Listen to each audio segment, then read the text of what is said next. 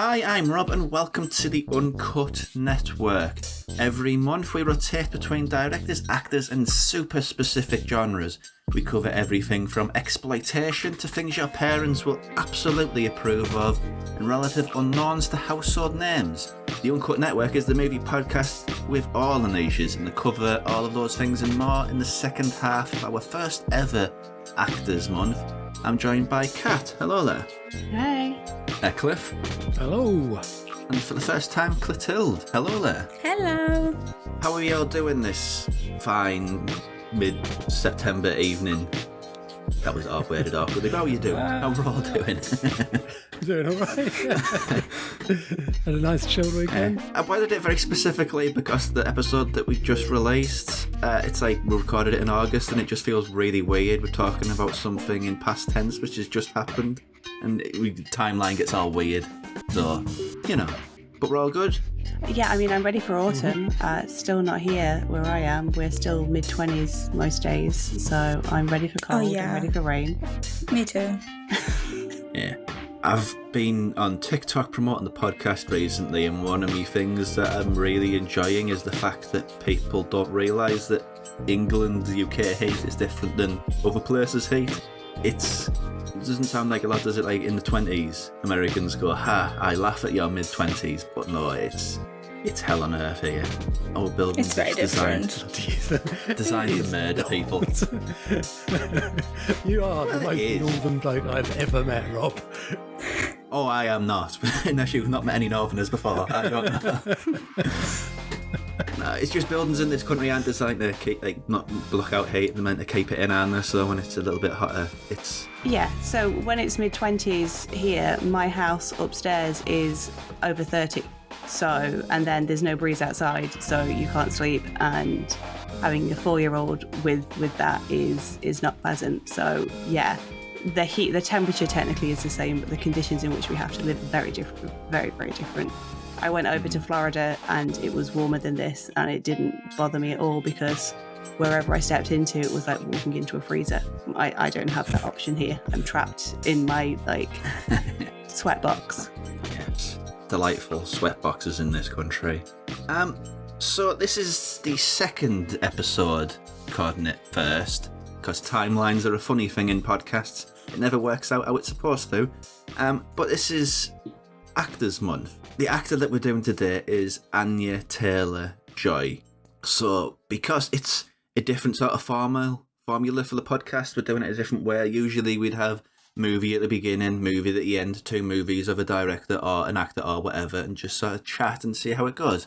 But in this sense, in this podcast, in this format, in the Actors Uncut of this podcast, we're doing it a bit different. So in the first half of the show, bit more of a round table in the style of the podcast that we did on Patreon last night, in which we just take turns talking about a movie related to, in this case, Anya Taylor Joy.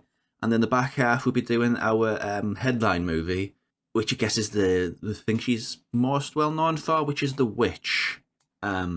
So for this first part, we'll start with Kat from Anya Taylor Joy's filmography. Is there anything in particular that you'd like to talk about as we open up?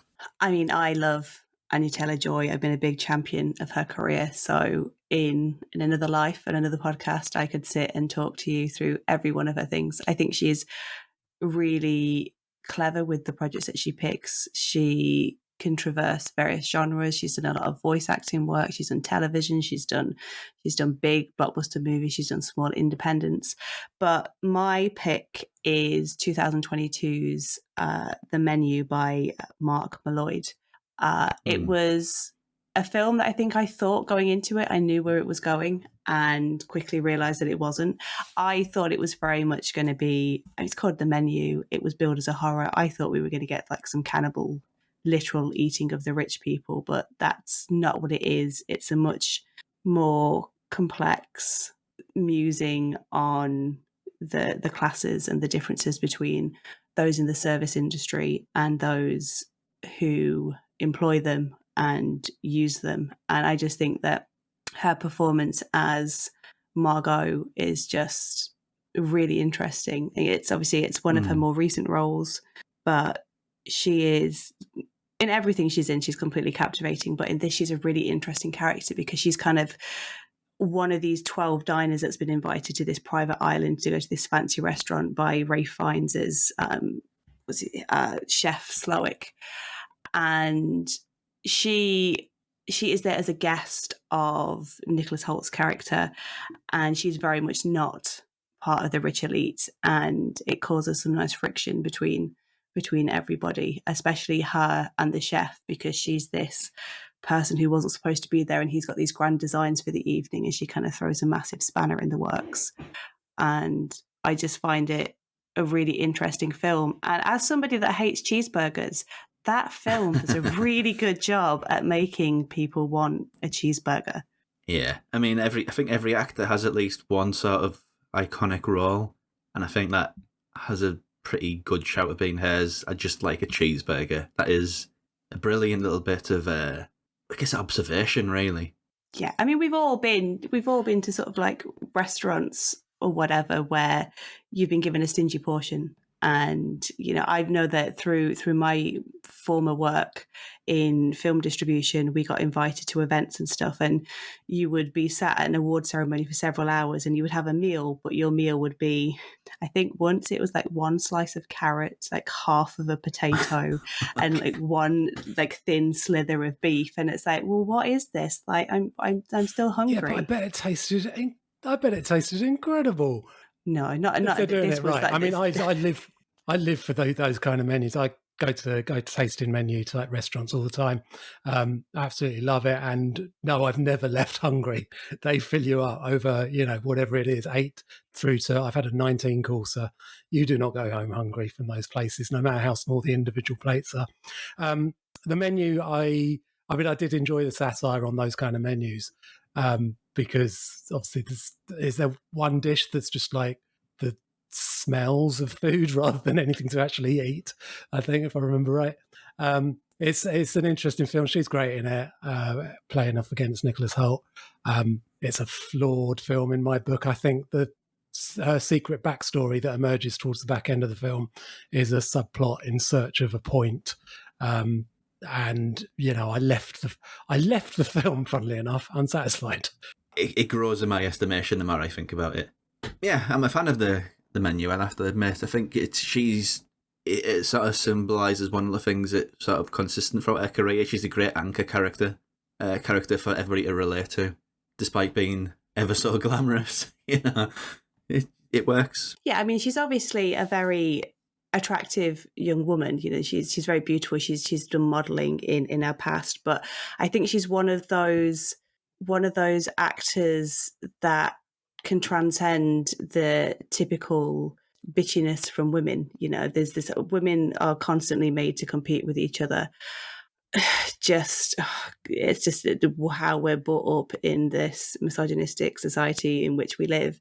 But there are a few actors and out there who I think, rather than seeing them as a threat, because, oh, she's so pretty, she's going to like steal my husband or whatever, you can appreciate her for her work. There's something about her that, as beautiful as she is, she's relatable, and she's not, you know, she doesn't come across as threatening as some others perhaps might. So moving to Cliff, highlights that stand out for you. Well, the film I rewatched in the lead up to this was Thoroughbreds from 2017, in which she stars as a rich girl who's, she's been paid initially to be friends and help with the homework of one of her classmates who presumably is also a rich girl. So Anya Taylor Joy's character is called Lily, and Olivia Cook plays Amanda. Amanda's thing is that she's just never shows any emotion. She's just like an emotionless kind of, that's her thing. I don't know whether it's meant to be like autism or something like that, but I don't know if it is, but I have a tendency to not be very emotional, and I'm not autistic, so it's probably not that. So I can kind of relate to that character. And Lily, Anya Taylor-Joy's character, has a horrible relationship with a absolute arsehole twat of a stepdad, and she realises that she and Amanda could probably convince a criminal that they know to murder her stepdad. And I mean, it's a bit weird that like two intelligent girls like that would choose this guy who's obviously a complete fuck up and rely on him to do something that he's obviously going to make a mess out of. but in between the bits of plot, you get these scenes of them the two of them just sitting on the sofa watching old Hollywood movies and chatting about them. And I could watch them do that all day. I'd like to see a sequel, really, where you get to see more of them. The script could have done with a bit of a punch up, put some kind of jokes, some kind of Heathers type, quotable lines in it or something. But it's a really good film.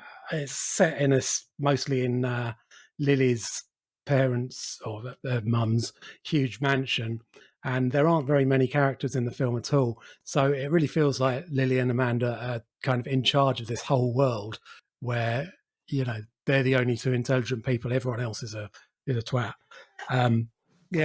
One thing that does annoy me about it is that they're Olivia Cooke and Anya Taylor Joy. They're both British actors, and yet in this film, it's set in America. They put on American accents. They're quite kind of lazy drools, though. That they're set in Connecticut. Yeah. I don't know if that's typical of the Connecticut accent. I don't know why they couldn't just say this is set in Britain and just speak with your regular voices, please. I'm starting to get a bit grumpy about seeing British actors having to put on American accents half the time. And it's not just that either. I mean, the drama series that's on BBC at the minute, The Woman in the Wall. Ruth Wilson, I love. She's brilliant, and she's brilliant in this. But even her putting on an Irish accent, it's kind of just restrains her brilliance just that little bit. And I think actors are at their best when they're able to speak normally.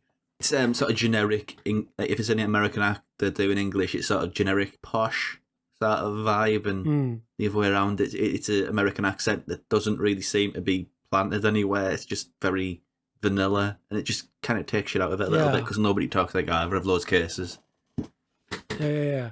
But it's interesting. I did wonder if the director was tossing up which way round to cast Cooke and Taylor Joy, because they could easily play each other's characters in that. And I think the most striking thing about Anya Taylor Joy is those weird wide apart eyes she has that makes her look vaguely alien-like without it making her look weird or ugly or anything. She's beautiful, but she's very strange looking, and that would have worked perfectly for the Amanda character as well. To have someone who's just a bit off. Yeah, it's a thing that you never mentioned there. It just makes me sad about thinking about Thoroughbreds. Is that sort of reprobate drug guy, dealer, whatever you want to phrase him as? It was Anton Yelchin, one of his last roles. It was his last one, yeah. Yeah, there's a dedication to it, and in memory of at the end credits. So he must have died before it came out. Yeah, but it's an interesting movie. That I think his performances are better than the actual movie, but I think that's true of so many of those sort of low key indie crime movies. Like the actors elevate the material. Yeah, definitely. Not just the actors. Like I say, that the choice of setting in this huge sparse mansion, I think, is a big part of what makes it work. Yes. Clotilde, anything from Anya Taylor Joy that sticks out for you? Yeah, I mean, to me, it's always been the Queen's Gambit. I've seen her in other projects before the Queen's Gambit, but I think it was when I watched the miniseries that I was really the most impressed with her acting. I think she's great, but the Queen's Gambit is a Netflix miniseries that follows this young orphan, Beth Harmon, who's played by Anya Taylor Joy, from her childhood to her rise to fame as a chess prodigy and her struggle with substance and alcohol abuse. And I think she really makes the series because obviously it's very centered on her. There's other important characters, but I think something like The Queen's Gambit was really hard to show on screen because I read the book as well after seeing the show. And I think as much as you can like chess, I think it's really boring to watch. I'm sorry. My dad loves chess. He's obsessed. I understand it's interesting to play, but I think to watch is super boring. So I think the fact that she made it interesting even to someone that like doesn't really know the game or is not really into it, I think it's just a proof of how good she is at acting. I mean, it's one of those things, isn't it? You got movies about writers, and how interesting can you make somebody at a computer or a typewriter? And chess is the same.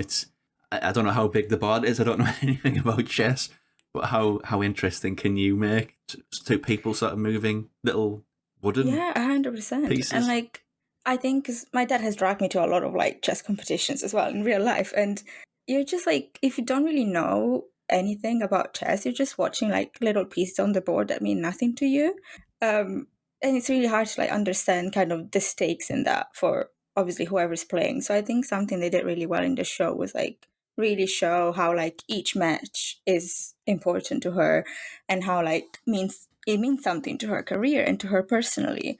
And yeah, to me that was like the most excellent part of the show, and I think she's amazing in it. I love it. I have some little issues with it that I won't go in too much on because I wrote an entire essay about it, so I could talk about it for ages. But Okay. I think it's excellent, and I think one of the reasons why it was so successful is because of her performance and how she makes the character really, if not sympathetic, but at least somebody that you really care for, which I didn't really feel in the book as much personally.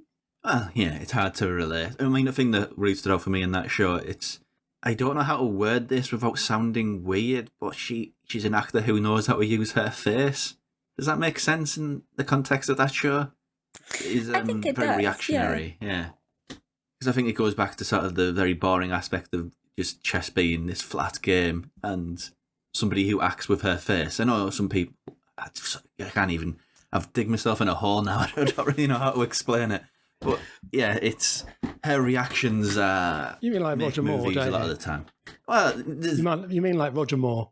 yeah, I guess. Acting. Yeah, a bit better than an actor than Roger Moore. I mean, I don't know if that's blasphemous to say or not, but yeah, like Roger Moore. No, I know. Yeah, I know what you mean. It's that you see everything in her eyes. Basically, you don't really need like that's the context you need to understand what's happening. You don't need to know the rules of chess necessarily. I guess we'll loop around to myself, and I don't really know what else there is to talk about. We were going to be joined by another host who wanted to talk about Split, and I'll be honest, I have a big problem with M. Night Shyamalan. I don't think he's very good, but he's awful. I think it was interesting because it came very early in their career. I think it was 2017, and I think it's important to me to talk about that because Split, it's part of a trilogy completed by what Unbreakable in Glass was he up to? Yeah, that's right. And I do think that James McAvoy is excellent in it. However, it's also a lot of acting that he's doing because he takes, I think they say at one point 23 separate personalities within him, which vary from about 8-year-old child to a woman character to a character that just called the Beast. So it's just basically James McAvoy chewing everything all together. I mean, there was another version of this movie in the 90s. Oh, I've brain farted on it now. Raising Cain, which was effectively the same thing by Brian De Palma. But I think the thing that makes this work is Anya Taylor Joy. She's the only reason why that movie even comes remotely close to working, because she is the empathy character, and it's just something that she's, again, that we mentioned with the menu, she's so very, very good at being that point of emphasis, that point of relatability for the character in this very weird situation. I do think it jumps the shark at one point when it talks about self-harm. I think that kind of kills the movie for me. It's very problematic. But yeah, I think my issue with it, I didn't necessarily mind it upon like my first watching the cinema, and it had this unexpected reveal sort of end credits that, oh my god, it's part of the Unbreakable universe and now there's going to be Glass.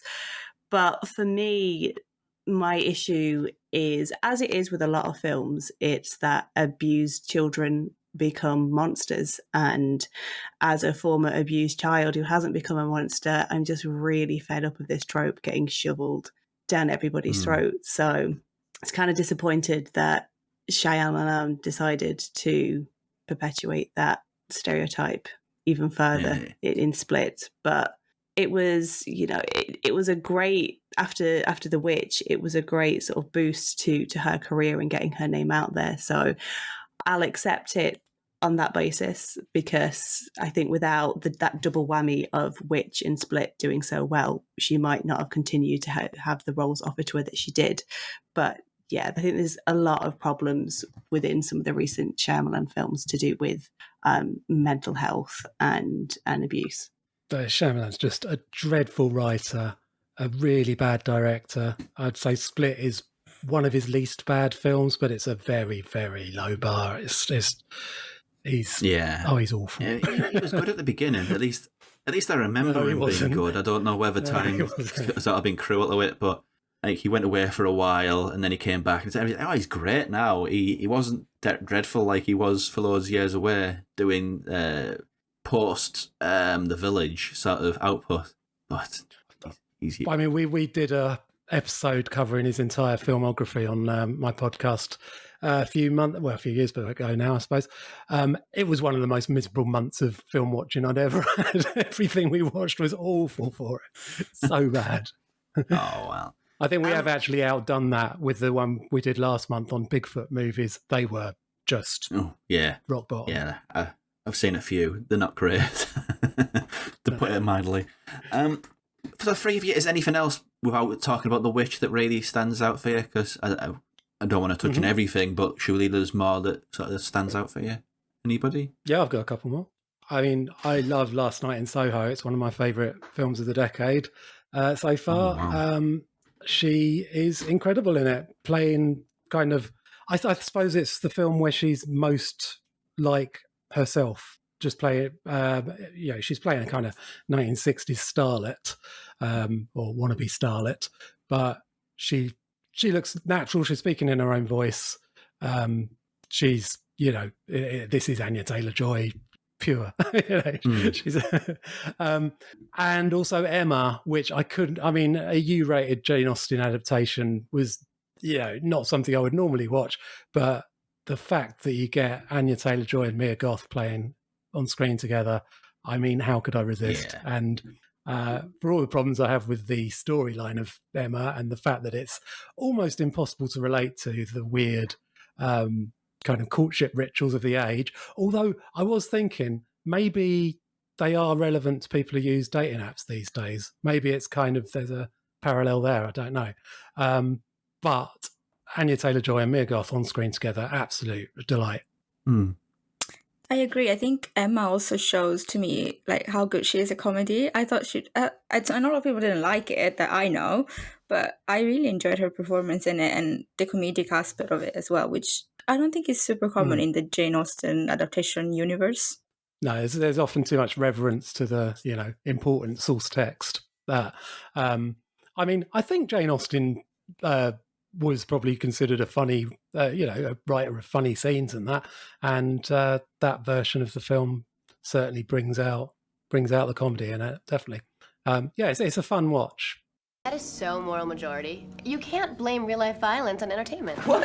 Wait a second. Yes, you can. Don't you even watch the news? Yeah, hello. The murderer was wearing a ghost mask, okay? Just like in the movie, it's directly responsible. No, it's not. Movies are not responsible for our actions. It's a classic case of life imitating art, imitating life. This is not a hypothetical. It's not about art. I had biology with that girl. This is reality. Thank you. I agree with you. Let me tell you about reality, Mickey. I lived through this, okay? Life is life. It doesn't imitate anything. Come on, Randy.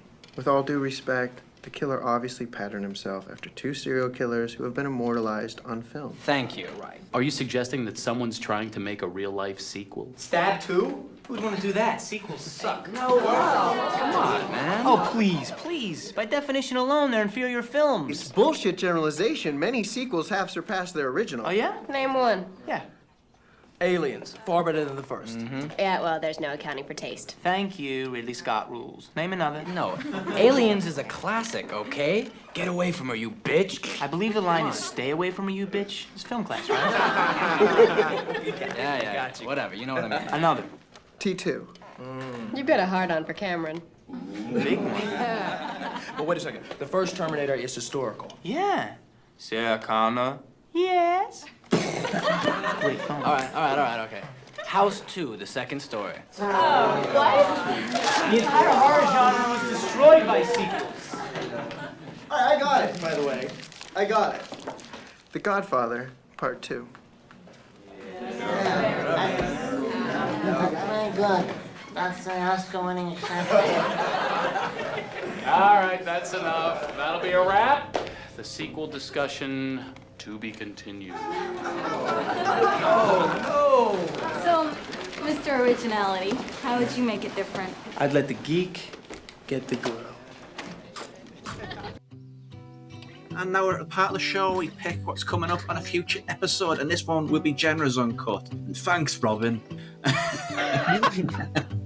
And joke, I'm just as guilty of putting with the fun there. But what we're going to be doing in an upcoming Genres Uncut is how are we wording this? 90s post-scream slasher boom. There's a better way of wording that, but that's what we'll do.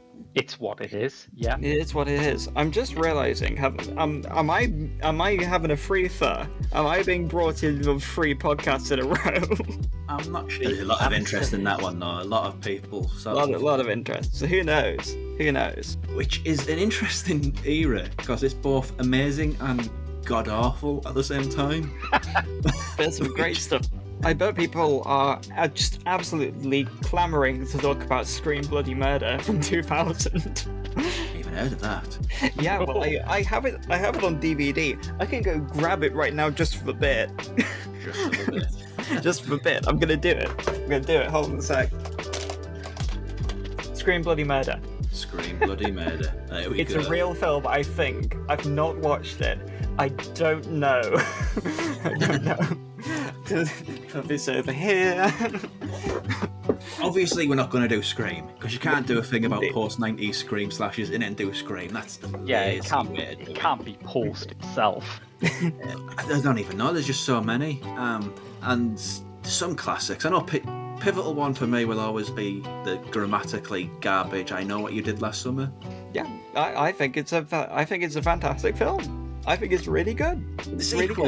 The sequel needs to sort of get in the bin with a name like that. It's just not. The sequel's got Jack Black with dreadlocks, quite frankly. That one could be gone. It does have Jack Black with dreadlocks. Memory is a hell of a thing. And of course, I do have a soft spot for Valentine from 2001, which is not great, but I think it's a pretty neat film. Is that the one with the slasher who's got a giant baby head on? Yeah, and he gets nosebleeds and it's foul. It's great. He kills someone with a drip. He kills someone with an iron. He picks it up by the wire and swings it into their face. That's mean as fuck. Laundry day. Feels like a preview of the episode here. Rob and Robin geeking out over their best killing. Oh yeah, it's gonna happen. It's gonna happen. Your League of Gentlemen, Graham. Your League of Gentlemen. How many killings? Could Richard I beat Jason? I'm not gonna watch 7. It's only got 7 killings in it. That should be a fun one. That should be a fun one, though. I mean, obviously, we're not going to do like all the killer ones. We have to do one which is absolute garbage because it's just what's the point otherwise? It's true. You gotta get it. But unfortunately, I know it's not part of the theme of post Scream, but you gotta get Ice Cream Man, which might be older. Gotta get Ice Cream Man with Clint Howard in there. Clint Howard's starring role as the Ice Cream Man. I know of that, yeah. Just out of curiosity, has Nico Mastrawakis done this? Because I don't want to ever watch another one of his movies again. I can figure that out. And the answer is I don't think he made any slashers post 96. I mean, apart from the delightful, not slasher, but .com for murder. Yeah. It haunts my dreams. He is not. He's an evil man, Nico. I love Nico. Nico is my favourite person on earth. I send him happy birthday Nico messages. I want to make Nico uncut. I don't. He torments me. I hope he's on the list, but I also don't, because oh my god, if you don't have a movie that you've seen that's the worst you've ever seen, watch a Nico Mastorakis one. He has about 5 at least. I think actually Nightmare at Noon's pretty decent. I'll give him that one. Nightmare at Noon is a pretty decent film. .com for Murder is not. I'm glad I watched Isle of Death. I'm not sure I would say it's good, but it happened, and I saw it. For being apparently the UK's Nico Mastorakis expert, I've not actually seen Island of Death. I have seen a whole 3 of his films, one of which I like. So there you go. Seven worth spatting. Yeah. I think we should put Nico on Director's Uncut. Kind of tempted.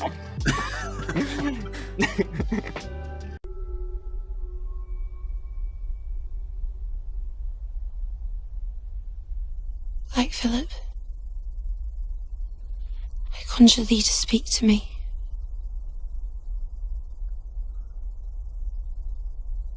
Speak as thou dost speak to Jonas and Mercy.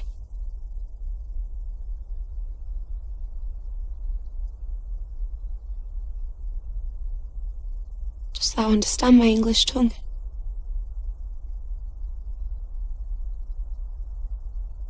Answer me.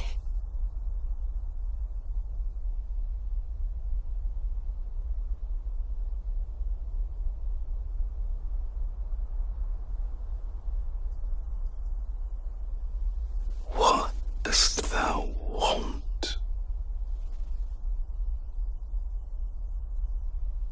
What canst thou give? Wouldst thou like the taste of butter? A pretty dress? Wouldst thou like to live deliciously? Yes.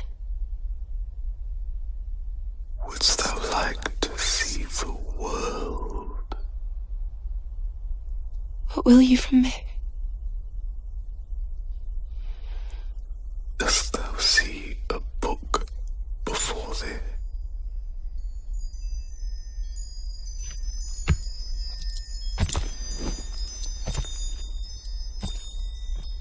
Remove thy shift.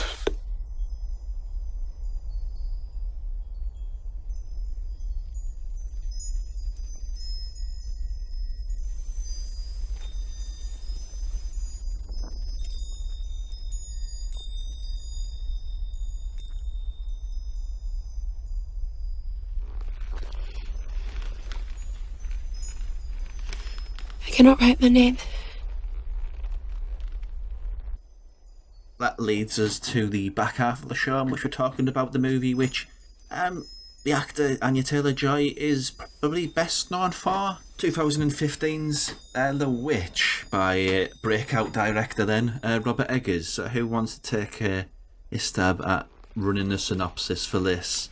And please don't do it in Old English. Do it in normal English, you'll be fine. Set in shite. When's it even set? Is it 18th century? 1630s. century. In 1630s. Thank you, Kat. So in 1630s, America, Ralph Ineson, Kate Dickie, and their family have settled in New England, but they've been driven out of the Christian sect that they were part of, and are having to go it alone in a quite ramshackle house in the forest. They're trying to be corn farmers. The crop hadn't done that well. And then all of a sudden their baby is stolen, apparently by a witch. And this just leads to a load of infighting within the family and mysterious goings on with a goat. Very open-ended and completely open to interpretation synopsis there. Clotilde, what are your feelings on The Witch? I think so it's not the first film that I watched of her, but I think it was one of the first that kind of launched her career. And I think it shows some of her her best qualities as an actress. I've always thought she was very transformative in the sense that she can really play different people.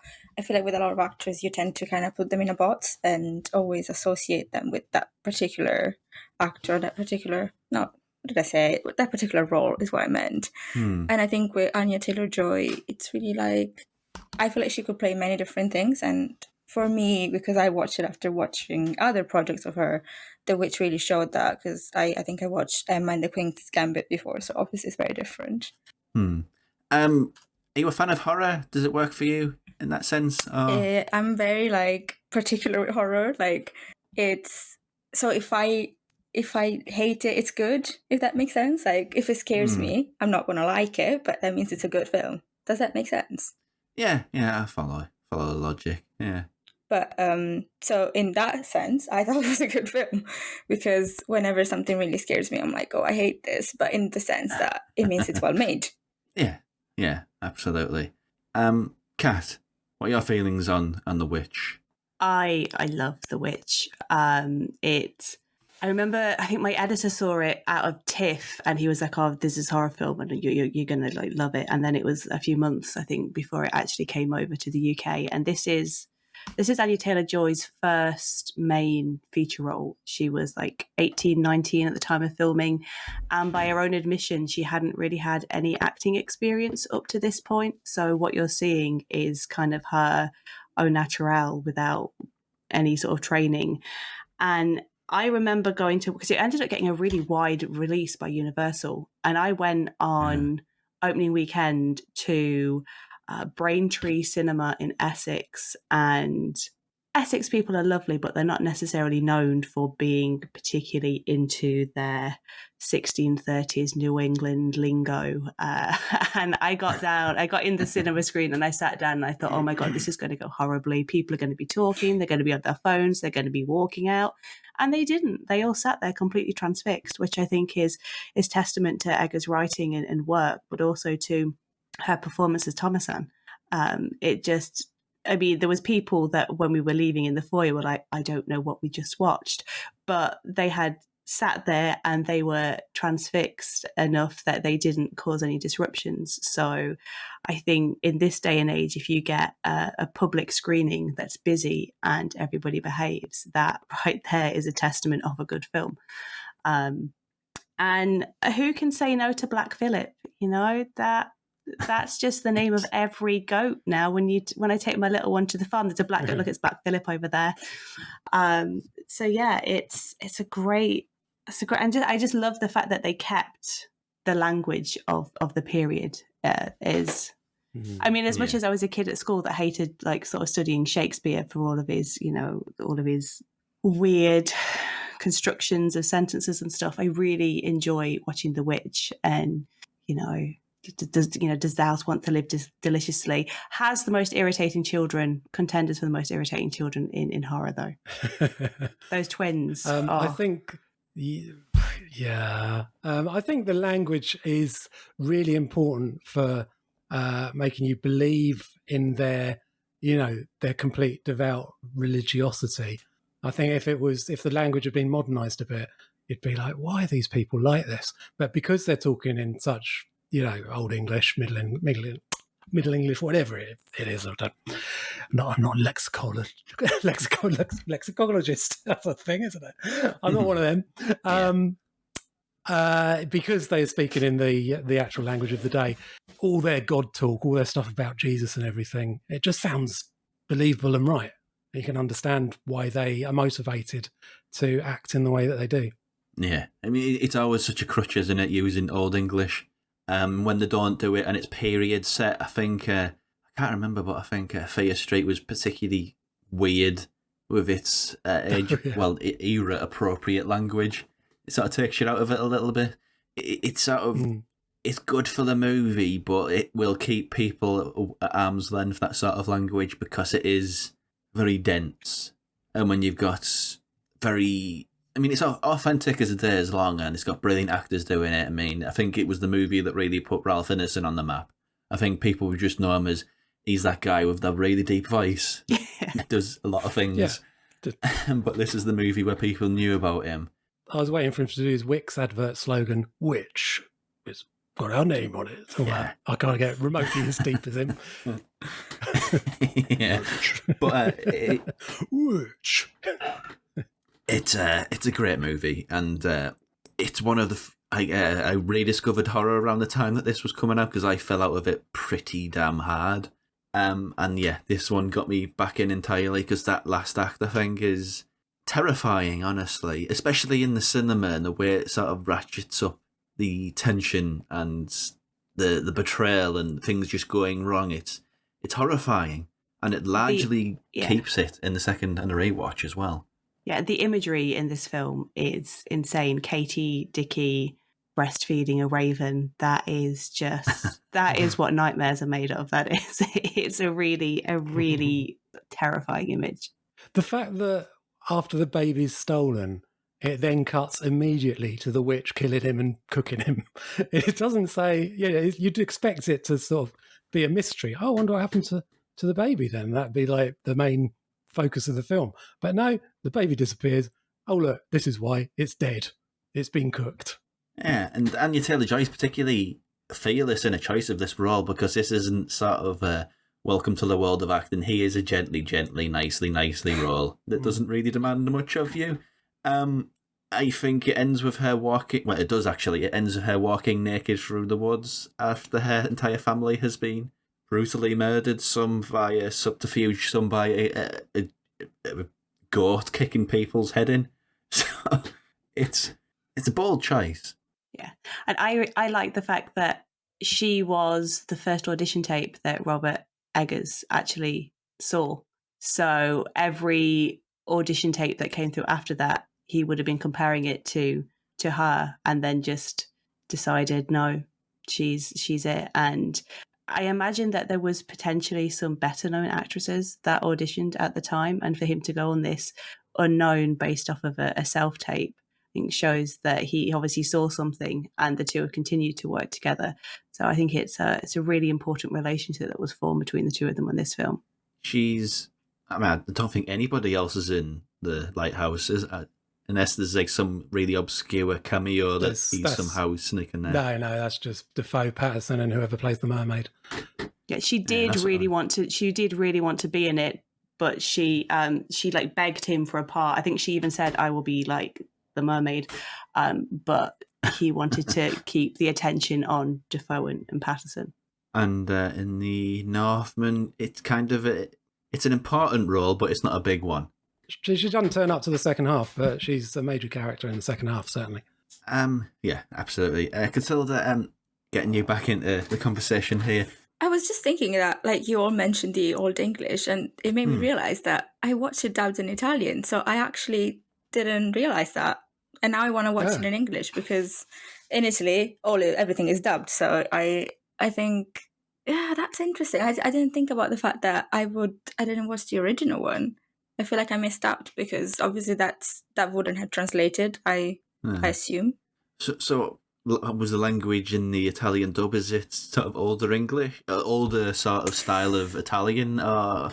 It's hard to say, but yeah, I think yes, in a way, you do know it's not like the kind of common language, but at the same time, I think it doesn't strike as weird, perhaps, as the Old English would. Like, it's still something that doesn't completely kind of stun you when you listen to it. That's what I remember anyway. That's really interesting. That I didn't think they do that across different dubs.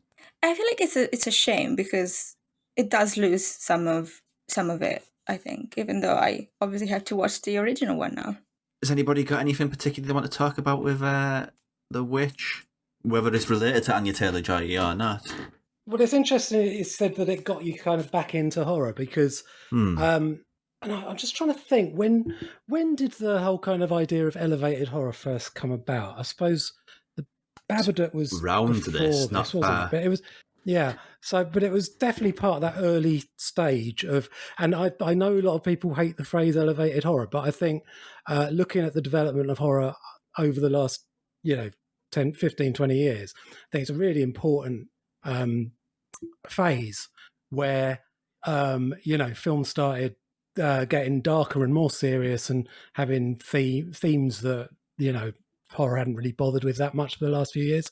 And to the point now that mainstream crowd pleasers like Talk to Me are basically doing what elevated horror was. So I think it's really important to say, horror did get elevated and change during that period due to these kind of art house films. And So yeah, The Witch is certainly important in that aspect, and in the general improvement of horror over the last few years. Just to explain sort of the thought process behind that, I mean, I fell in love with horror when it was sort of Asian tartan extreme, sort of the J-horror boom in 2098, around that sort of era. And around that era, the American stuff wasn't great, let's be honest. There's lots of late era sort of slasher rip-offs and slasher sequels and slasher riffs.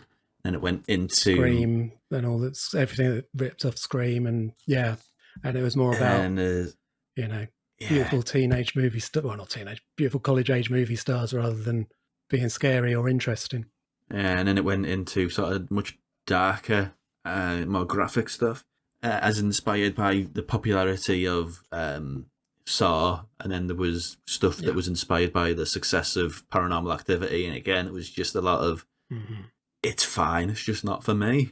And it wasn't until around this where I thought, yes, this is a bit more classically minded horror. The Witch, in particular, it's not like it's not designed to be, here are some sort of very disposable situations where a group of people are just supposed to negotiate and survive. It's a story about a family just being destroyed, really, through religious reasons, through cultural reasons, and through just picking the worst place in the world to set up a new place to live, really. And also, it's just, there's lots of horror movies that are based in studios, shot out of studios. As far as I understand it, this is all location based. And again, it's something that hits a bit differently about being shot in somewhere which is as striking as this is, in the middle of nowhere, America. I mean, I'm assuming it's America. There's lots of movies that shoot in Hungary or somewhere around that part of Europe, and they just say, "Oh, it's Northern England or something." But no, this one really got me back in.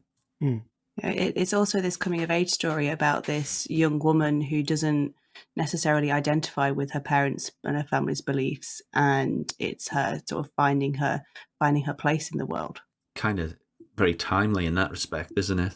There's lots of in my generation, I guess I'm kind of classed as an older millennial, which we don't agree with our generation ahead of us, or our parents, or what have you.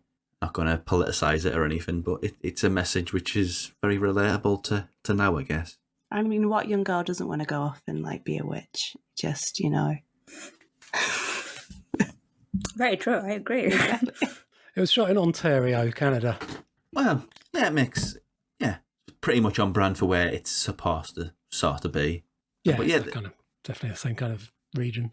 I mean, I think this is the movie which is largely responsible for rehabilitating the witch as well, like as a thing to be used in horror movies. Because around this time, I can't think of anything before, but after it, yes, absolutely.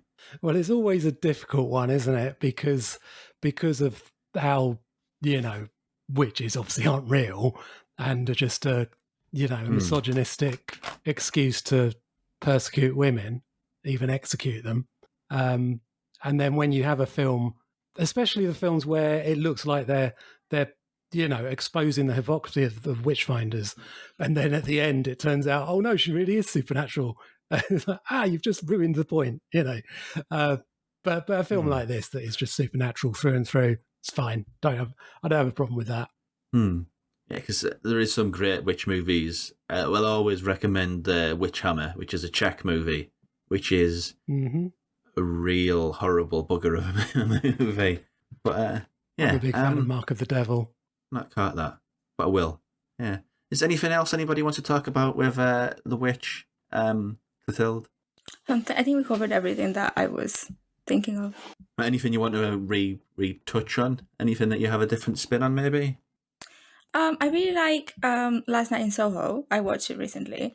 Again, I had watched it previously. And I just think all the acting is amazing in it, but Anya Taylor Joy always kind of strikes out to me.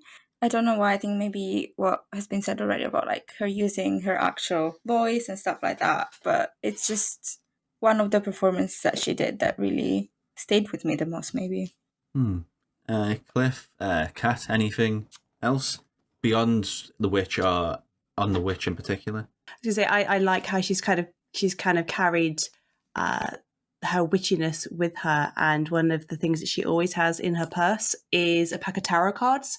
And so at like parties and stuff, she whips out the tarot cards and reads her friends tarot, which is, it's not the typical thing that a 27-year-old girl is carrying around in her purse. And I just kind of like that she is a little bit kooky, like in real life.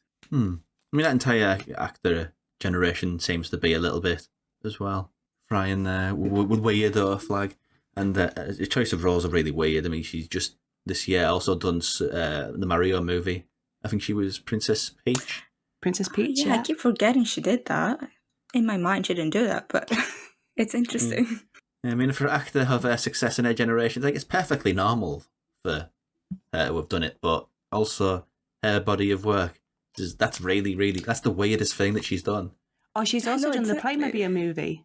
She did the Playmobil movie previously, and that is starts live action with her and her brother, and then they like go into the Playmobil world, and then it becomes voice acting. So yeah, she does pick a wide variety of stuff, which is nice because it means that there's some Anya Taylor Joy stuff that I can actually watch with my daughter without traumatizing her too intensely. Yeah. Cliff, I think the anything else? Movies passed me by. Yeah, she hasn't always made the greatest choices because she was, of course, in that really terrible Spanish horror film, The Secret of Marrowbone, which, you know, even Anya Taylor Joy and Mia Goth are on screen together in that one, but it doesn't make it any good. I like The Secret of Marrowbone. I actually worked at E1 when The Secret of Marrowbone came out, and I thought it was a really interesting idea. And my manager was Spanish, and she, like, the house was exactly how her grandma's house was and stuff. It was really authentic to that period, and it was trying to be something different. It had some twists and turns to it. Okay, Charlie Heaton from Stranger Things. I think they all do a great job in that film. So I would respectfully disagree. Fair enough. I think I have an issue with modern Spanish horror a lot of the time because I just find it very syrupy, very sentimental. I blame things like The Orphanage and that. I just don't get on with them. They rub me up the wrong way. Well, don't try Indian horror then, because that's just morality plays through and through, and there's nothing else to them. No. I mean, I've seen some good Indian horror, but it's because that's a bit wilder and weirder. Yes. No Smoking is probably the best Indian horror film I've seen. It's not really horror, but it's based on Stephen King. Horror adjacent. So, wrapping up, it's kind of hard doing an early episode of this on an actor which literally has the entire career ahead of them. The world of possibility is open to them. But I guess it's just an open-ended question. What do you think that open road is for Anya Taylor Joy? What do you think she has ahead of her in the future? Not sort of playing sort of soothsayer and predicting, just sort of in this general sense of what do you think her career, what would you like her career to be? As a fan, I guess. I would like to see her do more comedy, actually, because I thought she would, I just think that would be fun to see, and I think she's really good at it, but it's easy to forget because she hasn't done as much of it, I think. So I would love to see that, and maybe also like more stuff where she can use her normal accent rather than having to put on an American accent necessarily. Is it an English accent she has? Because she's American born to Argentinian American parents. Point, actually, I kind of assumed after watching Emma that she did, but yeah, she does. Because she's very geographically twisty as a person. yeah, definitely, yeah. Which is very fascinating. Yeah, she's got triple citizenship. She's American, Argentine, and English. Didn't know you could do that. But yeah. Cliff. I thought if you were getting American citizenship, you had to renounce all others. Well, she was born in America, so she is. Yeah, and on the other countries that it is. And then her dad is Scottish, Argentinian, and her mother is, I think her mother's like French or something. So through her parents, she has the other nationalities. Wild. Yeah. Well, yeah, going back to that question again to Kat and Cliff. Kat, yourself first. I would like her to go on to have a career that lasts a long time. I'd like to see her become like a Judi Dench or a Helen Mirren type, where we're still watching her like long into like her 70s and 80s, and she's still making interesting choices. And I'm really excited to see future collaborations with her and Eggers, because I think the pair of them are one of those sort of like dynamite director-actor pairings. And I can't wait to see what she does with Furiosa. You know, she's doing the prequel where she's taking on the younger version of Charlize Theron's character from Mad Max Fury Road. Because that's going to be a very central role, but in a genre that she's not necessarily done too much of. Because I assume it's going to be sort of straight car action again, like the entirety of the Mad Max series. But is it George Miller who's doing that still, or is that passed on to new hands? I think it is George Miller still, yeah. So I assume it'd still be vehicular combat. Yeah, that will be an interesting... Yes, because she's learned to drive for the film, but she doesn't actually have a driving license. So she can do all of these stunts and stuff in the car, but she's not actually got a driver's license. I remember reading an interview with her. So yeah, she can do all of these like handbrake turns and like a needlepoint sort of thing, but she can't drive down the road to the shops because she's not officially got a driving license. That's a wonderful... 3 passports, no driving licence. Exactly. Bloody hell. It's a wonderful bit of trivia, that. And Cliff? Well, obviously, speaking selfishly, I'd like to see her do lots of films that I want to watch and a few films that I have no interest in. So I hope she never goes into the Marvel or DC universes, because I would have no interest in any of that. You know, more. I'd like to see her do... take the path that Mia Goth's been taking. Yeah, just weird shit, art house shit, horror, and a collaboration with Lars von Trier be the icing on the cake. Is he retired now? I hope not. I think he's got something coming out, and his most recent thing was The Kingdom 3, which was brilliant. Yeah, I'm not. It was really, really cool. I think he's making something else. Can't remember what. Well, I don't think she would do Marvel and DC. She doesn't seem... She already has done, guys. She did the Young Mutants, the film that never got released. Yeah. Oh, I had no idea. I forgot that existed. Yeah. Well, it was that film that it was always coming soon, and then the pandemic happened, and then it was like still always coming soon, and then eventually they kind of released it. But yeah, she's in the New Mutants, and obviously, if she's going to follow in Mia Goth's path, then she's going to go back there because Mia Goth's just been cast in Blade. Oh no! Oh, Mia, why do you have to Sorry. do something like that?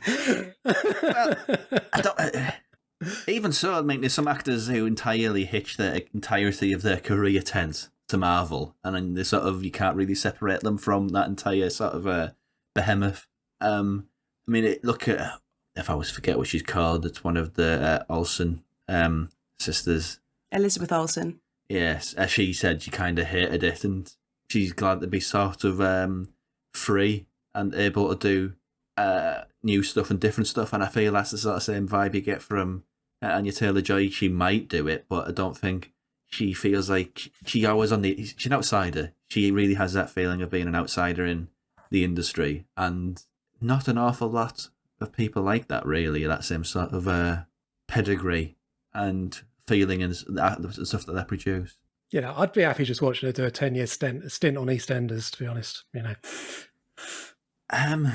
No comment. But yeah, I think that about wraps it up. In the next episode coming up, we start the very first genres month, which is 2 episodes all dedicated to the 1990s. So that's always fun. Just for clarity, what order they're released in, time shall tell. Recording these out of order kind of makes this the gift that keeps on giving, depending on how I feel on a certain editing day. But the 2 themes that will be coming up on those 2 90s genre months, post-90s, post-Scream slashers, I guess, was the phrase that we went with, and then 1990s teen movies, which is possibly the broadest genre term that exists, because 90s teen movies is everything under the sun. Yeah. Frankly, it was a great era to be a film fan. But yes, I think that wraps it up for the second episode of Actors Uncut under the Uncut Network umbrella. Kat, where can we find you online? So I am at Gizmo Shikari on Letterboxd, Twitter and Instagram, and cathughes.bsky.social on Blue Sky. Cliff? I'm at Smogo, SMOGO on Twitter, and you can hear me on the award-nominated Devil Times 5 horror podcast. We've just been, we're up for the Best Horror Supernatural podcast in the Independent Podcast Awards, which there's a ceremony at the end of October in King's Cross. Cannot wait. And in fact, earlier this year, we did an episode called Post-Scream Slashers. So you can hear There's a lot of them, yes. And Clotilde?